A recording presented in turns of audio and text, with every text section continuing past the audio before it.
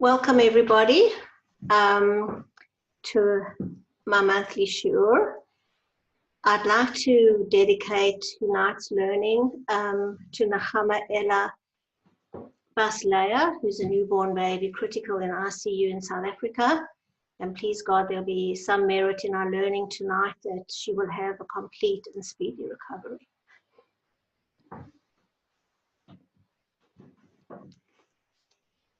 Now, my topic today might seem unrelated, but as usual, you'll find that everything is connected.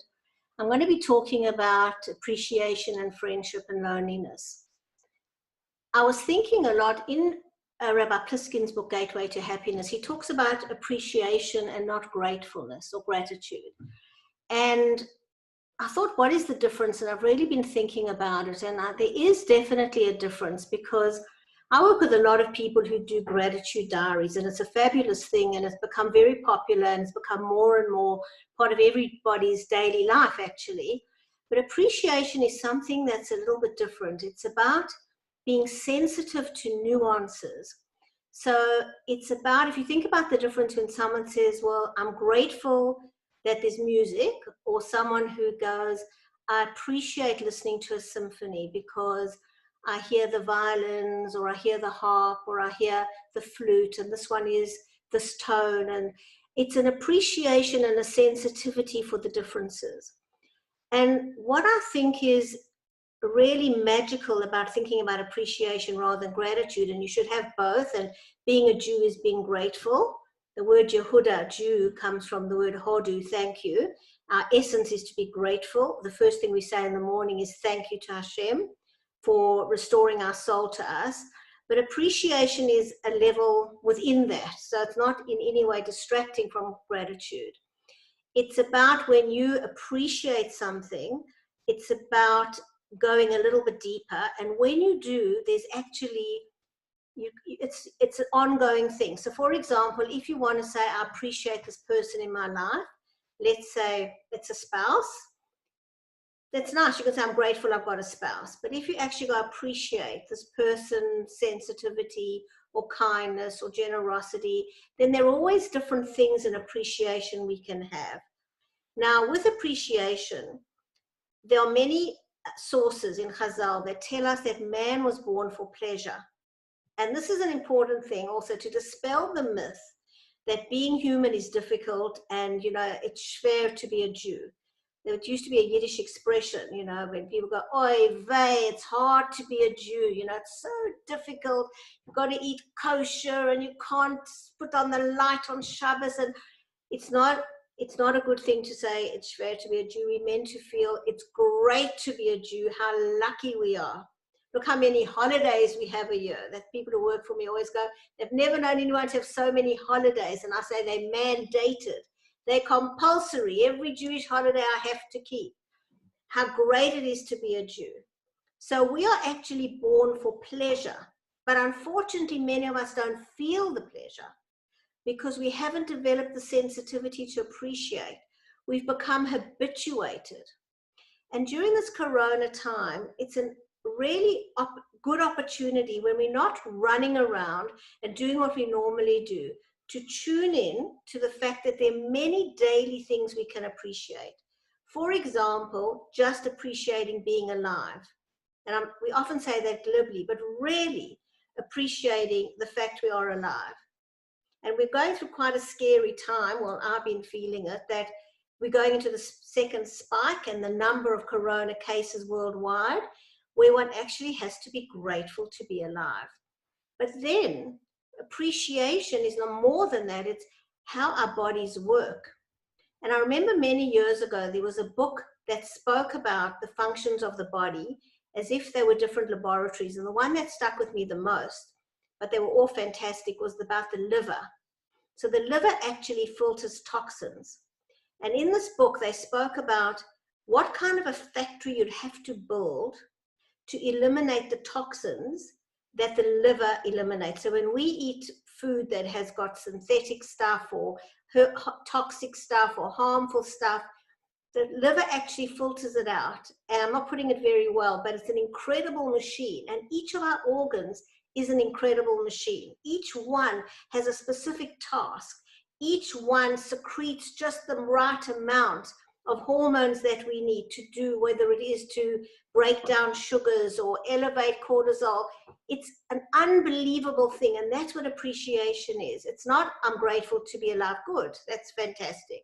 It's not, I'm grateful to be healthy. Also fantastic. But if you actually took a minute to appreciate the fact my heart just keeps beating the way it does without me thinking about it, that's incredible. And if you actually learn about the heart and how it works, that's incredible. So there's no end to the appreciation we could feel on how our body is working. So I thought I would do a very short variation of something that I learned this week. So I've been doing a course on acceptance and commitment therapy, and he did a mindfulness exercise, which is called mindfulness of the hand. And the one I did with him took 5 minutes, but I'm going to do a 1 minute one. So I'm going to ask you all to focus on your hand. Now remember, mindfulness is not relaxation. It's just really, really focusing on purpose to what I'm going to be talking about. So I'd like you just to look at your hand. And what I'd like you to do is to just notice your fingerprint. Notice how each of the tips of your finger has a fingerprint. And then notice how the lines continue down your finger. And then notice in the palm of your hand, you've got deeper lines, and then you've got lots of fine lines. And I want you to stretch your fingers out, and then I want you to turn your hand sideways. And I want you to notice that running along the top of your index finger is actually a line. And that line separates the front of the finger from the back of the finger. And now I want you to turn your hand over, and I want you to make a fist and watch your knuckles come up. And then I want you to put your hand straight and watch how the knuckles disappear. And this time I want you to make a fist and watch the tendons that link all your muscles in your arm to your fingers, and then open your hand and watch the tendons. And then I want you just to take a few seconds to look at the skin on top of your hands. Just notice what the thin skin on top looks like. Now, one can literally do it. The one I did, there's so much in your hand that you can spend, and I might actually post it when I find his recording. It's fascinating how you can spend 5 to 8 minutes looking at your hand. Now, the mindfulness exercise is great. However, from a Jewish point of view, we want to have appreciation. In fact, we want to have a sense of wonder that on your hand, this is what I didn't know, and I've done anatomy many, many years ago, decades ago, that there's a line along the top. That's an incredible thing. And then if you think about your knuckles and how they disappear, that's an incredible thing. And then looking at the top of my hands, you realize, looking a bit like my mother's old hand, that's an incredible thing, the genetics, how it goes down, and so on. So every part of our body, that was just 1 minute with your hand, is something that spend a bit of time every day to really appreciate how it, you don't have to understand the function, but how things work, the complexity and the pleasure you'll get to realize what an amazing body you have. And again, that brings you to appreciate Hashem and Hashem's incredible creations. The other main way, but it's all different things, that one obviously gets pleasure in the world, is to look at nature and to be incredulous at the beauty of nature, the different colors, the different textures, how you have a little seed that looks like nothing and you put it in the ground and it becomes a massive oak tree, and another seed that looks exactly the same and you put it in the ground and it becomes a little pansy. All these are incredible things, and to appreciate the work that went into creating the world, so to speak, and how we're surrounded with such amazing and beautiful things. The other big thing we can look at is technology. To appreciate all the inventions that we can now use, whether it's dishwashers, washing machines, all the technology. I've heard a few rabbis talk about how we talk about the refuah comes before the klola, that the fact that we have technology and Skype and Zoom was already there for when coronavirus happened. We had the technology to stay connected. So any new thing that you have, anything that makes your life easier, again, be grateful for it. but just spend a minute to actually think about, is it incredible? I did this the other day. I thought, why Skype and not Zoom? And then Zoom has breakout rooms, and it's quite incredible. And who are these people that think about these things, and who are these inventors? And then this idea that the whole world was created for me means that the fact that this person invented Zoom, and I can do this here tonight, was all for me and for all of you. Now, there might be other reasons as well, but we need to believe that this precise moment, Zoom was created for us. And that's a sense of wonder. So really, if you do have a sense it's hard to be alive and it's hard to be a Jew and everything's tough, you want to shift that away to actually go, how wonderful and privileged we are to be Jewish, how wonderful and privileged we are to be alive, and all the amazing things that we can appreciate. The reason that we stop appreciating is called habituation. We get used to everyday things. We get used to the sun coming up and going down. So go and watch a sunset. Remind yourself of the colors and the beauty and what happens when the sun rises or sets. We take it for granted. We take our hands for granted. And the idea is to get into a habit to really appreciate the depth and complexity. And of course, Torah has an inbuilt way to help us, and that is by saying blessings. So every morning we say blessings. It's an opportunity to say thank you for giving me eyesight. Thank you for giving me the strength to get through the day. Brachas are a wonderful way to, when we eat an apple, thank you for this beautiful, delicious fruit. But even then, it's about being mindful. When you eat, focus on your eating, and afterwards, if you don't want to bench formally, just say thank you for this food. How lucky I am that I've got food on my table.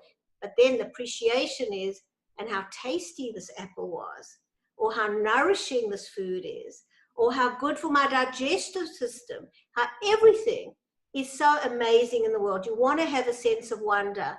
And think about children. You know, when you go out with kids, they have that sense of wonder. Everything's new and everything's interested. And in acceptance and commitment therapy, they talk about that. Walk around like a curious scientist, an openness to experience, an expansiveness to discovering new things. That is a very beautiful way to be in the world and to really have a different quality of life, whatever it is. We don't have to wait until we get that before we feel happy. And we don't have to believe it's only if we retire or go on amazing holidays or then we're going to enjoy life. We can enjoy life today, appreciating what we have. We don't have to look at what we don't have because we all lack things.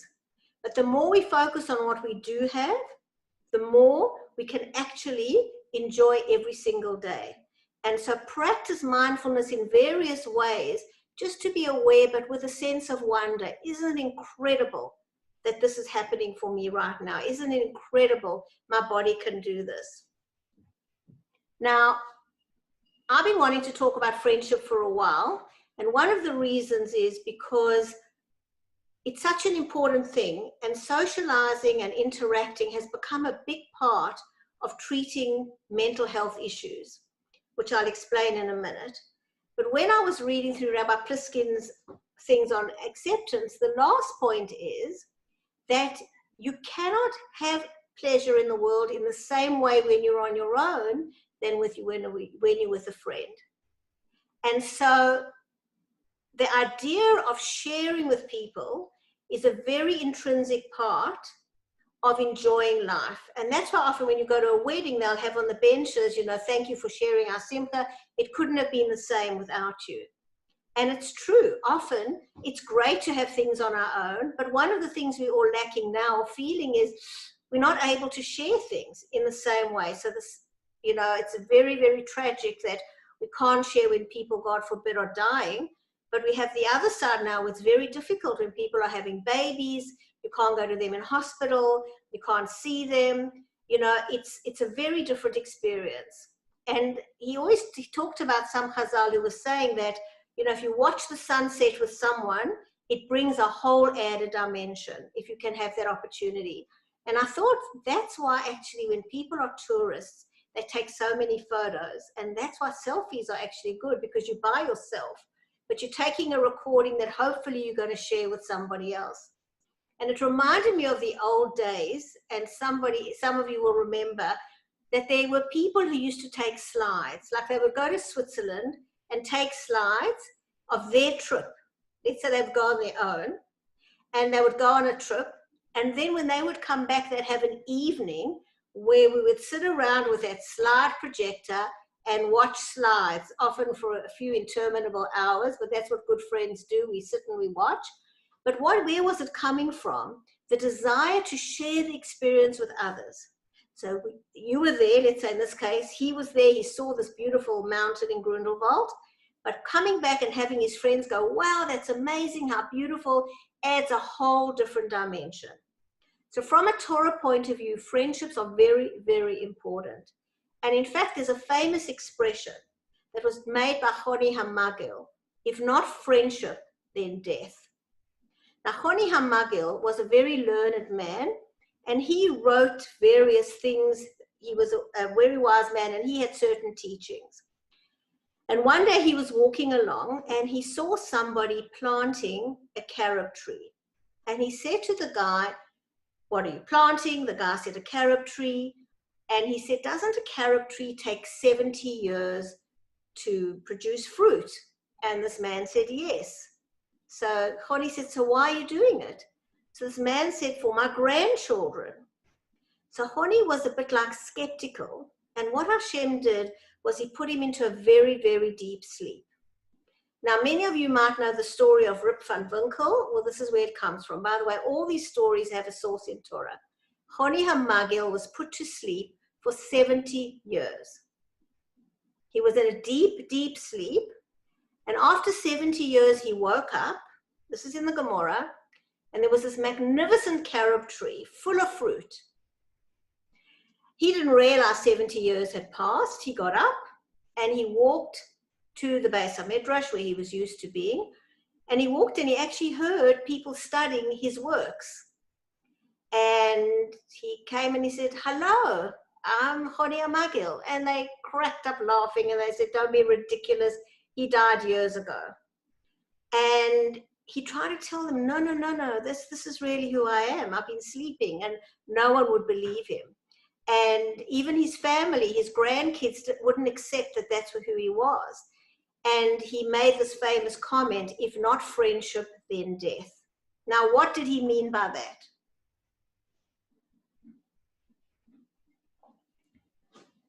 What he meant, and we've all had this experience, and certainly I can talk as a new immigrant to a country, when you arrive somewhere and people don't know who you are, and they don't know who your essence is, and they don't know where you come from, it's a very alienating experience. And that's why when you meet an old childhood friend, that feeling of connection, because they know who you are, they know things about you you don't have to tell. That is what a friend gives you. They reflect a part of you that makes you feel whole. But when you're in a new country or in a new place, and you're not understood or you're not known who you are, it's very, very alienating. So friends are very important for us feeling whole. They're also very important for us to be able to share with. The Torah is very big on saying, share your worries with other people. Now, we're not talking about Lashon Hara, but we talk about when you're able to unburden yourself to somebody else, it will help you. In fact, Rabbi Gorari spoke about this maybe on Friday or Thursday in his personal growth. The reason is that we're really all connected, and so you have a double amount of neshama, if you like, to cope with the problem. So it's not a Jewish way not to share. It is important in a healthy, non-attacking other people way to be able to share your burdens. That's a massive thing. And Pirkei Avos says, find yourself a teacher, and the Hebrew word is buy yourself a friend. And a lot of people don't like that expression. What does it mean to buy a friend? It doesn't mean that you have to bribe somebody, but what it means is you need to invest in order to have a friend. It takes work.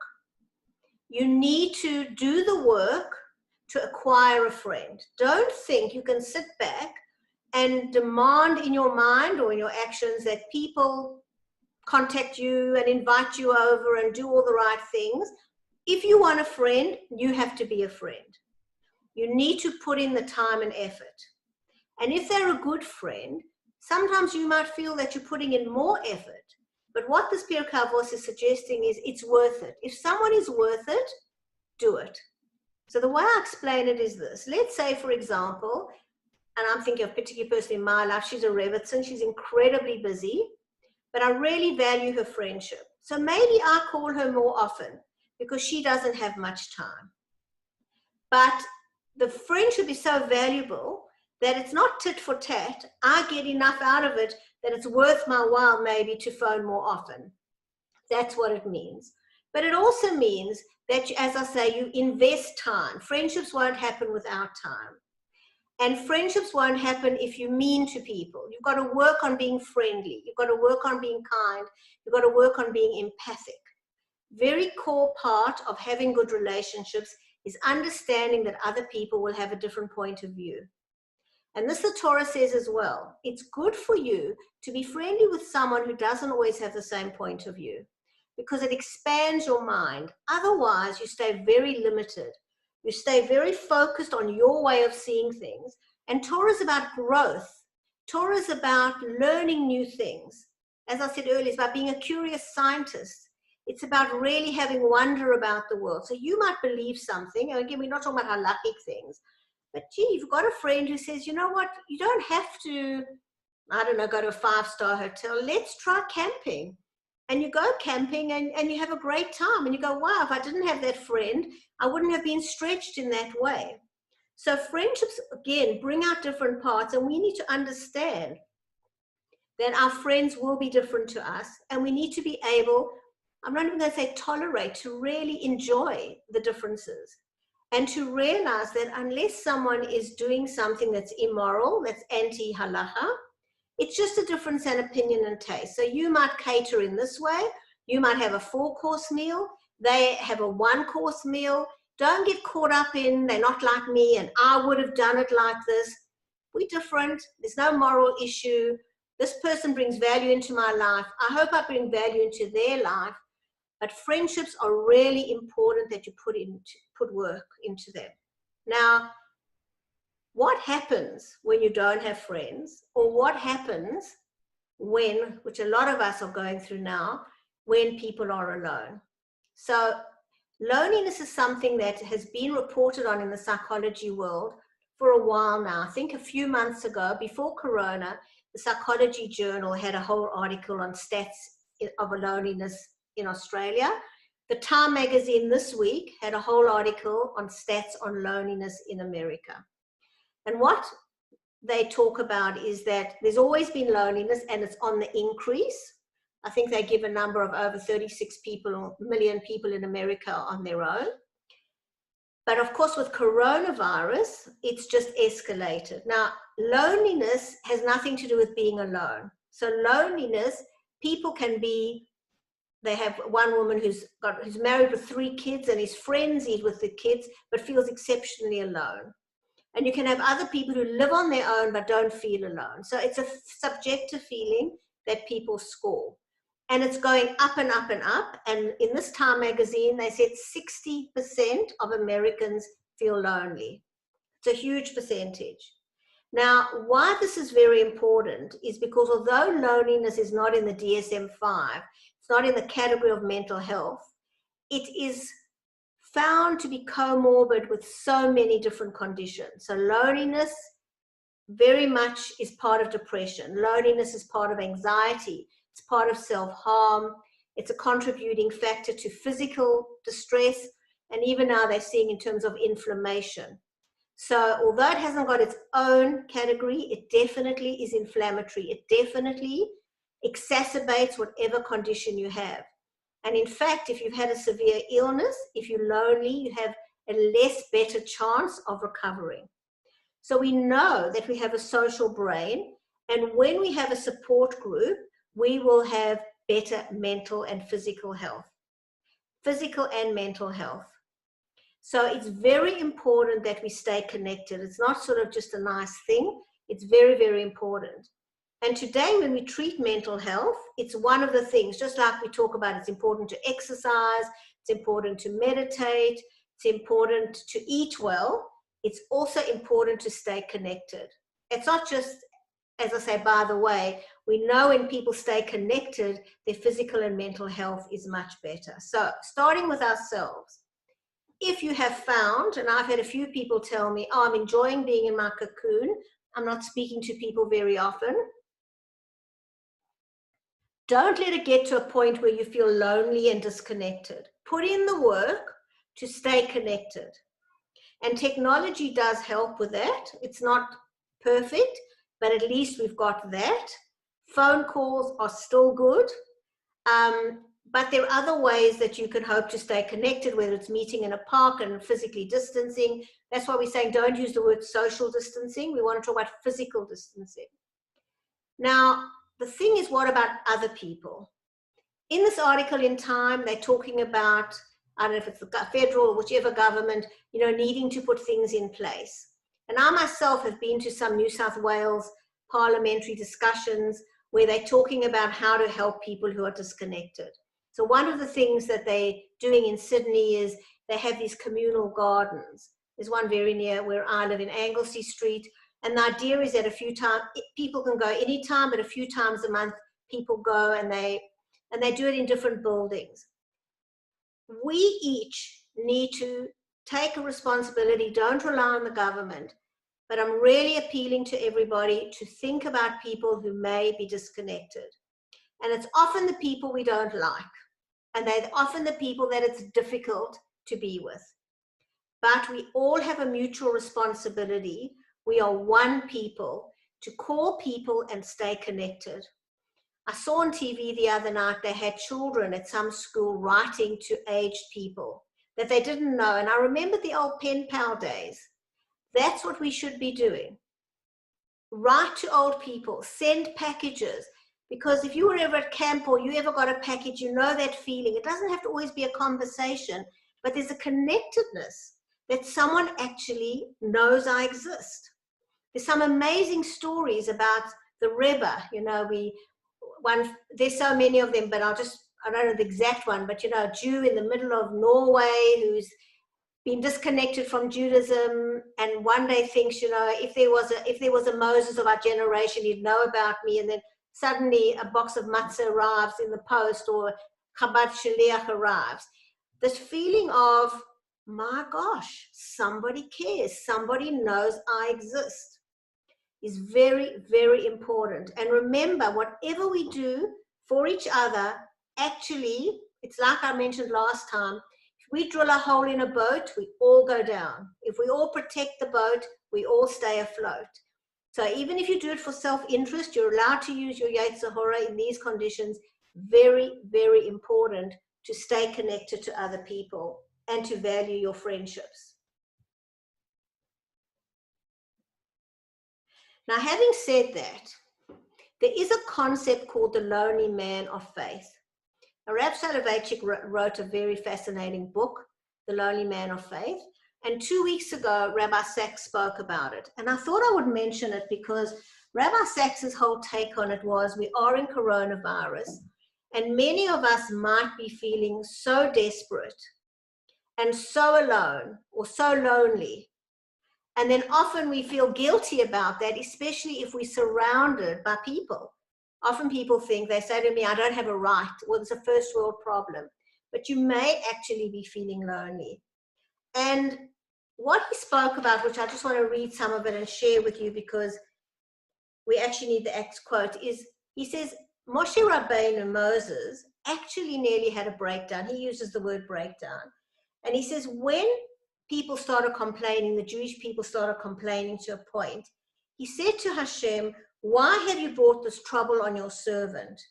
What have I done to displease you that you put the burden of all these people on me?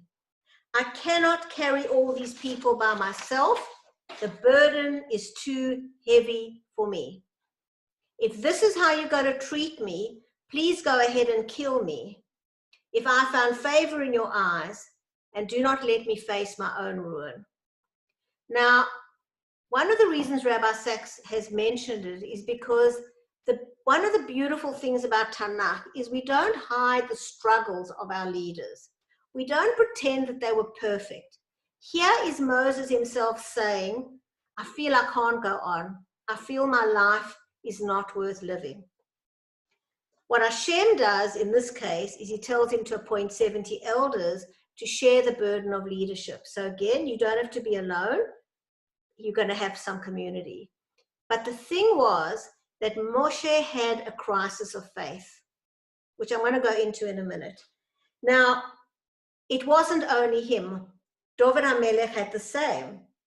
In one of his Psalms, 130, he says, I'm worn out from my groaning. How long, Lord, will you forget me forever? How long will you hide your face from me? And Rav Soloveitchik in his book says the same thing. I'm lonely because at times I feel rejected and thrust away by everybody, not excluding my most intimate friends and the worms of the psalmists.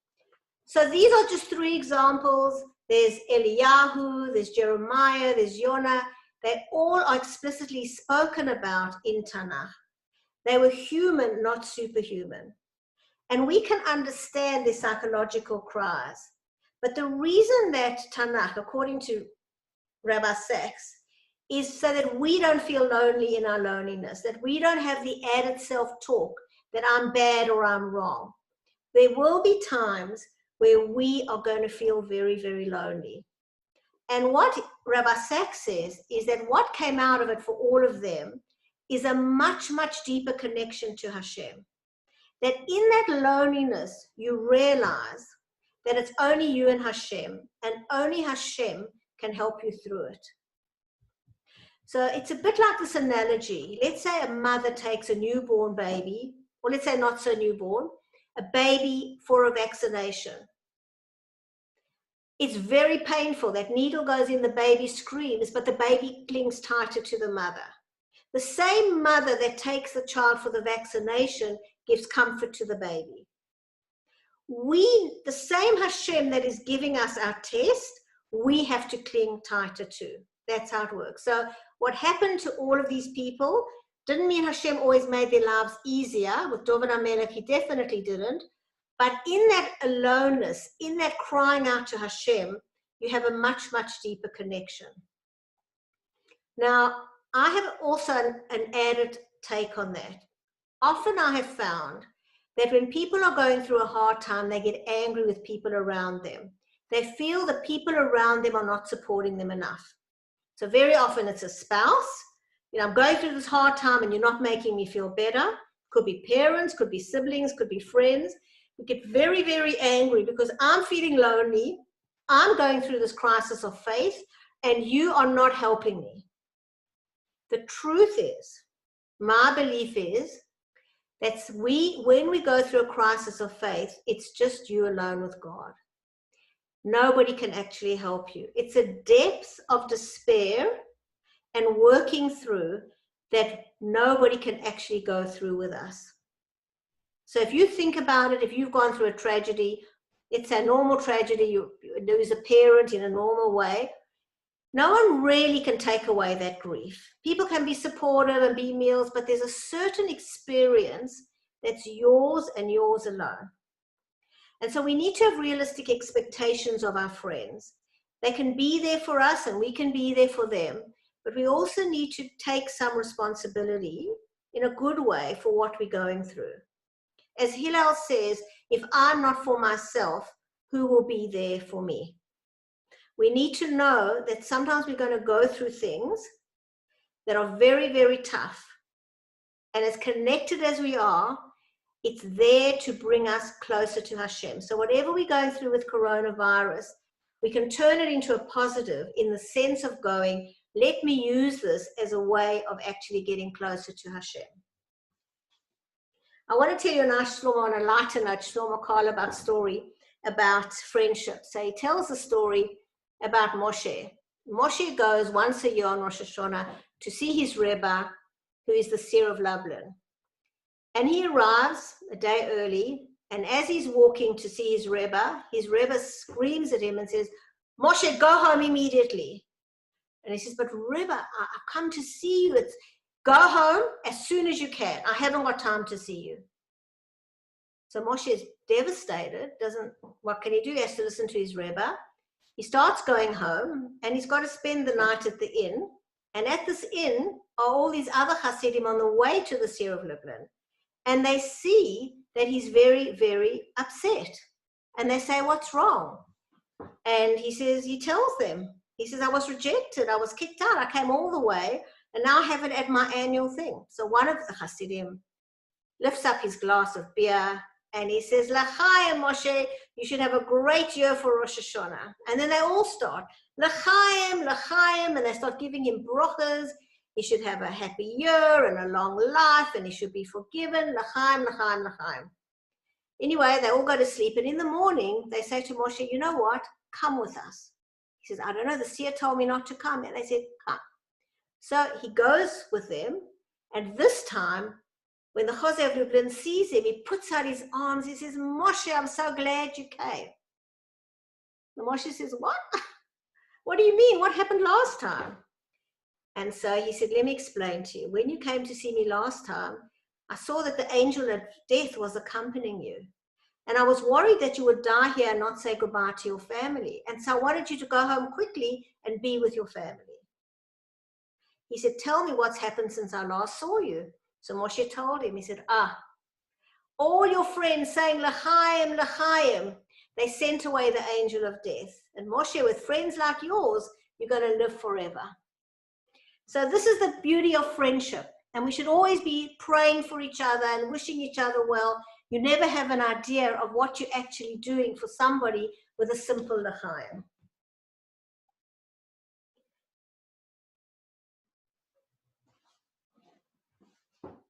I was thinking about, these are interesting concepts, but I always like to look at it in a bigger picture. And again, I was reading Jonathan Sacks this week, and he was talking about, so for those of you who read, you know, he was talking about what's really going on, is what he called it. And it was really fascinating because he gave some examples of some books. One is by a woman, Amy Chu. I haven't read it, about political tribes. But his point was that her book looked at all the bad mistakes that the American government or military have done, all their failures. And she says the reason there were these failures is because they didn't see the whole picture.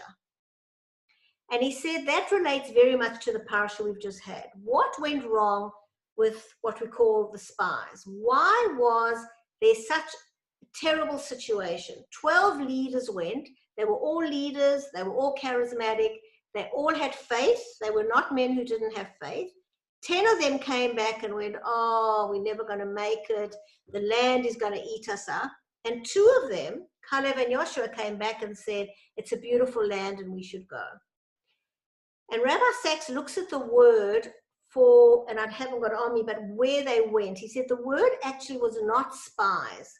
The word is actually tourists. They were meant to go as tourists and not as spies. A spy goes to look at the war. How are we going to cope? Where are the defenses? Are we going to be able to win? To look for the flaws, to look for the difficulties. And they came back and said, we can't. There are giants there. But what does a tourist do? A tourist goes with good eyes. A tourist goes and only sees the good in a place. You know, it's like that old story about a Jew who has a dream. And this Jew dreams that he's going to finally go to Israel. Very old joke. So in his dream, he arrives in Israel and it's great. He was obviously a secular Jew because when his vision of coming was, he went to Tel Aviv and there were bars and hotels and the beach. Israel looked amazing. And he woke up in the morning and he thought, you know what? I think I'm really going to go. That dream really convinced me Israel's the place for me. So he goes on Aliyah. And when he arrives there, it's hard, especially in those years, let's say in the 70s. It was really tough. We used to talk about the new immigrants. It was backbreaking. So he gets very, very upset. And he goes and he speaks to a rabbi and he says, you know what? I had this dream. And he said, and it looked like amazing. And now I've come and it's actually hell. And the rabbi said, yep. Because in your dream, you came as a tourist. This time you've come as a new immigrant. Anyway, this idea of it was they were meant to go as tourists and see the good. They were meant to come and only see how beautiful it was so that they would fall in love with the place and then go and make it work. And he gives an analogy. It's the same as when a couple, let's say in the shidduch system, they have to meet at least once so that they approve of each other and they like each other and then they're happy to move ahead. That was really the purpose of it. So the reason that I'm saying this to you is it's important for us to see the big picture. All the things we're talking about are practical ways that we can improve our day-to-day life. But at the end of the day, we mustn't lose sight of the bigger picture. And the bigger picture is, as Rabbi Jacobson said last week, for those of you who watched Sinai Down Under, what is our narrative? What Rabbi Jacobson was talking about was, they were talking about the looting and the riots in America, and he said an interesting thing. He was saying that different cultures have different narratives that they live up to. So he didn't mention this, but I prefer to mention the Palestinians. It's a well-known thing that the Palestinians are the longest set of refugees ever. Like they've been refugees for 70 years. That's their narrative. We are refugees. There were thousands of Jews who were kicked out of all kinds of countries. They move elsewhere. They don't carry the narrative that they're refugees. What is our narrative? And our narrative is that we are actually part of a bigger picture and we are moving towards Mashiach. Now, I wanted to read with you some of the things that I thought were really interesting about how people have tried to cope with difficulties in life and how they've tried to cope with this idea of struggling with their faith. Because let's face it, as these three rebellions I'm going to talk about, there are times we all feel rebellious. We're sick and tired of what's going on. What we're doing is not working. Let's do something different. So Rabbi Jacobson talks about, after the incident of the spies, there were 3 revolts. One revolt was one person went out on Shabbos and started chopping wood on Shabbos. They broke Shabbos. The second group were people who, straight after Moshe told everyone we're not going into Israel now for 40 years, they said we're going anyway. We don't need you, Moshe, we're going to go anyway. And the third group later on was Korach, who said to Moshe, who says you're so special? We're all holy.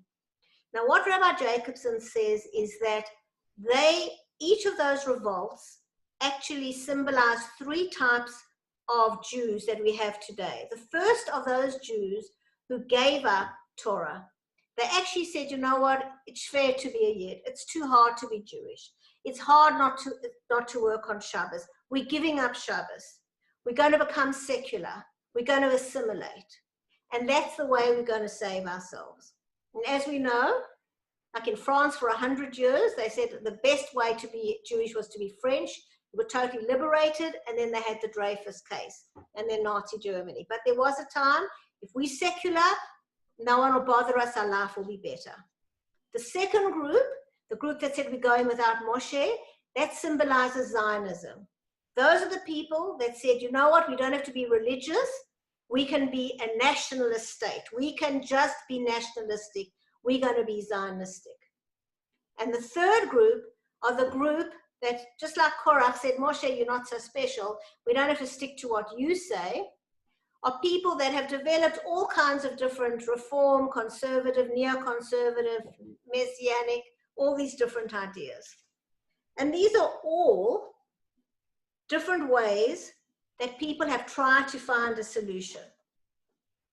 So I want to read to you what Rabbi Jacobson is quoting from the Rebbe. He said the Rebbe turned to all these 3 groups and he declared, you and we deserve much, much better than what you are opting for. We are all annoyed and frustrated with our long, arduous, tortuous, and bitter goddess. But don't sell yourself cheap. Don't settle on a superficial Messiah.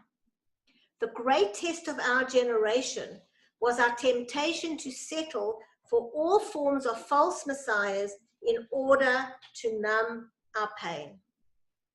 We are not thinking big enough, the Rebbe said. The fact that Jews can live in their ancient homeland is an awesome miracle. The fact that Jews can and must protect themselves, unapologetically is our sacred duty.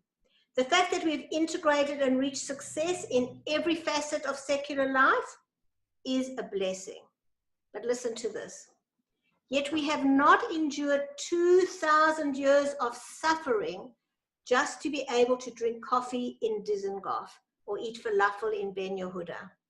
We have not endured millennia of blood and tears just to reach the highest echelons in Hollywood, Wall Street, and Washington. We have not endured Auschwitz, Treblinka, and Dachau just to raise a flag and have our own air force, like 191 other countries. We have not sacrificed for millennia just to be able to feel accepted by CNN and the New York Times. Is the sum total of our entire blood-drenched history that the UN stops condemning us for wanting us to breathe?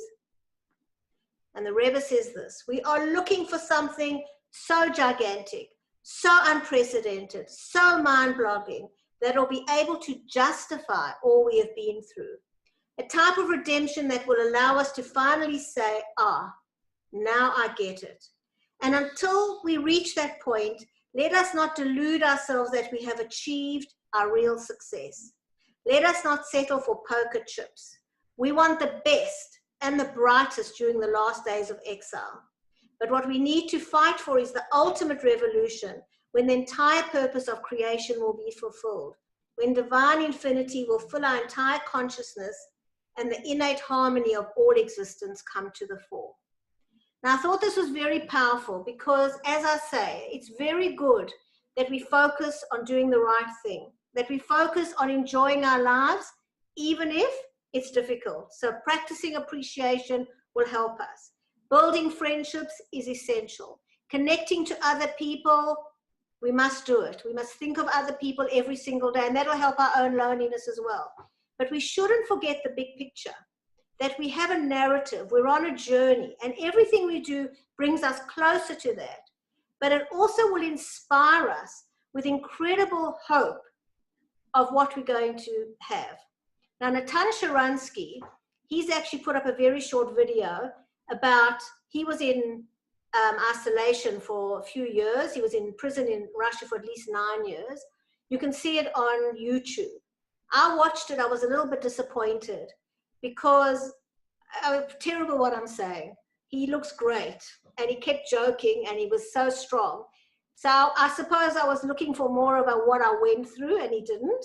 And so good on him where he is now. But what I got out of that was just look at him years later, how he's recovered, how he has experienced post-traumatic growth. And he did it because he was a secular Jew when he went into prison. He actually says until 1967, he did not identify as a Jew, but he was identified. People said to him, wow, look what Israel did. And they connected him. If you're Jewish, Israel. And so he started to think about, I'm part of a much bigger community. And he said it was mind-boggling. He'd never thought about it, but that completely changed his life. So when he was in prison fighting to go to Israel, he said he had a dream, he had a vision of going to Israel or being part of a bigger nation. He was actually the reason that Shlomo Carlebach made the song Am Yisrael Chai. So when Shlomo Carlebach went to Russia, he had to write what songs he was going to sing, and he actually called it Od Avinu Chai. I actually heard it from him personally, because if he'd said Am Yisrael Chai, they wouldn't have allowed it, my people are alive. So he said, my fathers are alive. And he went to this hall with, in those days it was dangerous for Jews to go to Russia. You couldn't be openly Jewish, but he started singing, yes, my Od Avinu Chai, and then it turned into Am Yisrael Chai, and it just was the most incredible outpouring. And Natan Sharansky says the realization that he was part of a community, he said, got him through years of prison, that he did not feel alone, that he knew that there were people trying to get him out. And this is what I'm saying about friendship. It's not just on an individual level. We are here for each other. We are part of a much bigger picture. And that can help us feel less lonely, but it can also give us a purpose. And he was saying we can all have meaning knowing that we're part of a much, much bigger purpose, that something unique and amazing is happening. And we shouldn't settle for second best. as Rabbi Jacobson said, when David HaMelech was saying his Tehillim and he was wretched, he asked for kingship. He didn't ask just for a little hut. We've got to ask for what we want. We have to be aware that what we're going through is important, but we also have to keep our eye on the big picture, which will help us, but will also help everybody around us. So I'm going to end with one of my favorite stories. And this is a story about in the times of Russia, there was always the cruel poritz or the cruel landlord. And if Jews couldn't pay their rent, this particular wealthy poritz used to throw them into this basement. And they were just left there to languish. It was actually a cave, this particular basement. And all he did was once a week, there was a hole in the ground, he would put a bucket of food down. And this went on for a whole generation. Those Jews were forgotten about, and every week this food came down. Well, what happened was that the Jews, kind of being Jews, and their narrative isn't that we're going to be refugees or hard done by, they started building a life. They realized we need a mikveh, we've got to have marriages, they started having babies, they had a little marketplace. They started thriving in this community, and they completely forgot that there was a whole world out there. I mean, there wasn't the internet, there wasn't anything, the new generation came, and they had this thriving community in these caves. Well, what happened was, a generation went by, this particular poritz had a very kind son who left them alone, nobody new came in, and one day, the grandson, who was as evil as the grandfather, found a Jew who didn't pay rent, threw him into the caves. So they all find this new person and they go, wow, who are you? And he tells them, and they say, where have you come from? And he says, I've come from the real world. They go, don't be ridiculous. This is the world. He goes, no, no, no, you don't understand. He said, this is a cave. There's a world out there. And he starts telling them, where I come from, there are beautiful mountains, there's green grass, there's magnificent trees, there are colorful flowers, there are rivers that flow, there are animals, there's farms. He goes through everything and they're all laughing and cracking up like this guy's insane. He said, don't be ridiculous. This is the real world. There's something wrong with you. There's nothing else. Now that's what happens to us. Very often we think this is the whole world. Whatever we're going through, this is it. And when we have a bleak period, really hard, and then we have a little bit of a better, but we're settling. We're settling for not so good. We're settling for, as the Rebbe says, poker chips. Now we have to remember that there's a whole new world. When Mashiach comes, it's going to be a whole new lifetime. That we are just in here temporarily, and there is something much, much bigger that we're working towards. So it's very important that we do our mitzvahs in a practical, organized way, all the things we're talking about today, but not to forget what our narrative is, and not to forget what our ultimate purpose is, and to use the loneliness that we might be experiencing to forge a deeper connection with Hashem, to use it as a time to really develop as human beings, as Jews, to prepare ourselves, but also that ultimately to make the world a better place.